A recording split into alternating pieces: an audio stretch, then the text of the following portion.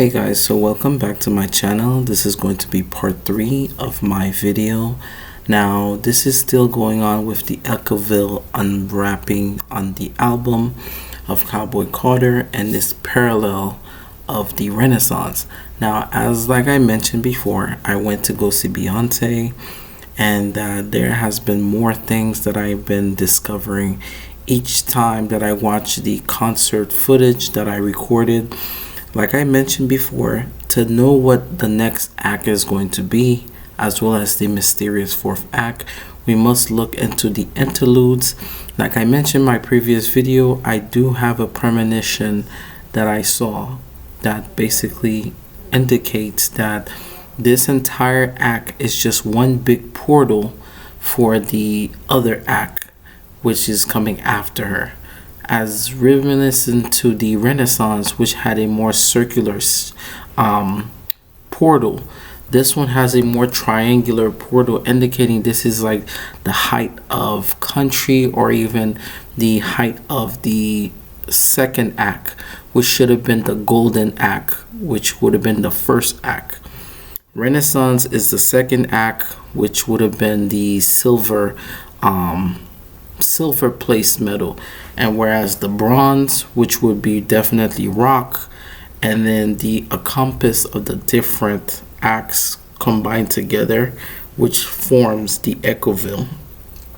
Now here is some more things that I realized from just looking at the interludes and comparing the interludes from the Renaissance as well as the interludes from the Cowboy Carter, which is still ongoing right now.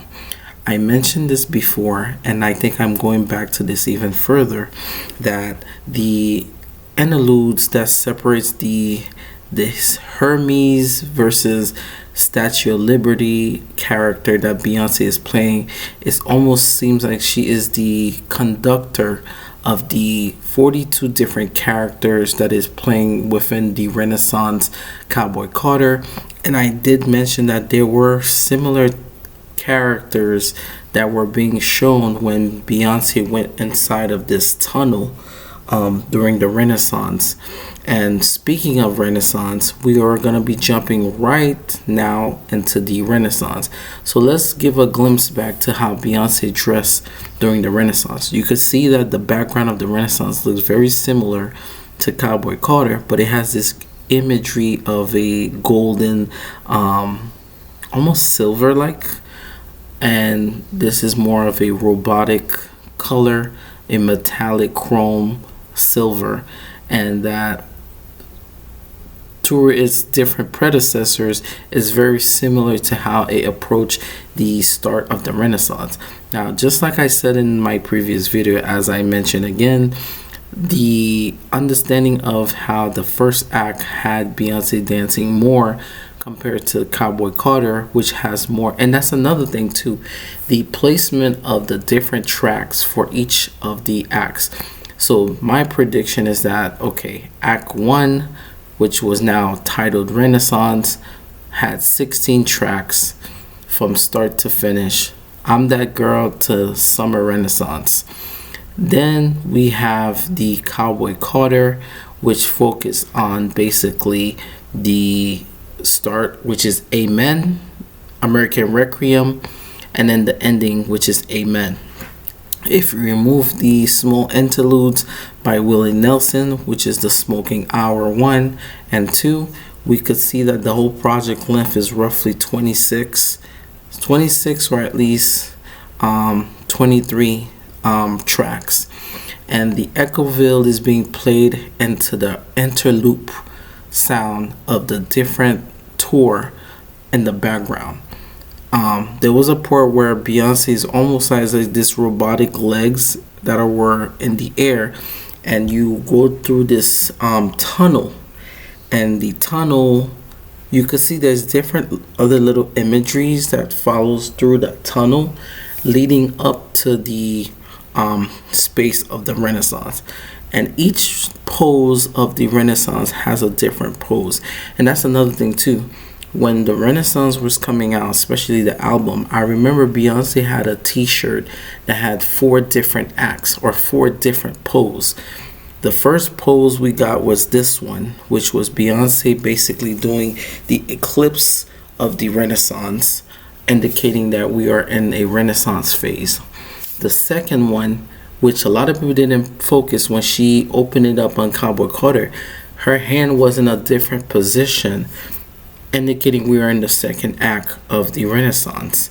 And looking at even the exclusive cover of the Renaissance, which now connecting it back to how when we saw the interludes again, we saw that she's portraying this Statue of Liberty, which is called Beyonce, which is a name to her family lineage instead of just the regular way that we spell Beyonce now.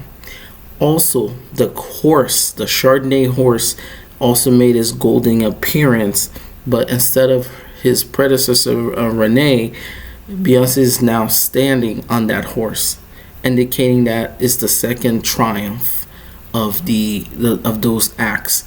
Another thing I started realizing, and this is gonna sound crazy, so Black is King, which came out in 2020 during the COVID, Beyonce has a way of interwoven these different projects back to her previous projects. I feel as if there was the teaser trailer of Black is King when Beyonce was dressed almost like this watermelon type of character.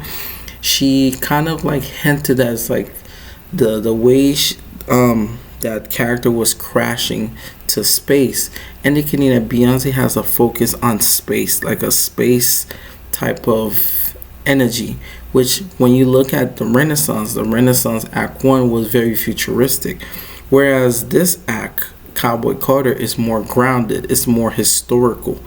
So which means the present time, which I think Beyonce is going to be dancing more, and the next act is rock is going to be more present. If Cowboy Carter was the past, and as you look at the interlude, she was paying homage to her ancestors as well as the different artists that she basically congratulate that pioneered her to the position that she is in now. And Renaissance pays the futuristic queer pioneers, as well as the connection it has towards the queer community, and her uncle Johnny, which she said that meant very important to her.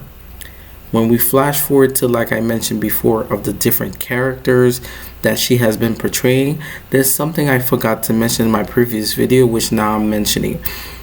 The first character reminds me of this minstrel show, but she's recreating it into a positive light. She's cosplaying such of these old 1960s, 1950s or 30s character, and it's like this old it has a connection to This Is America as well as Kendrick Lamar Super Bowl performance, which is kind of strange if I even think about it. So there's so many interconnections this album has. It's so much to unpack.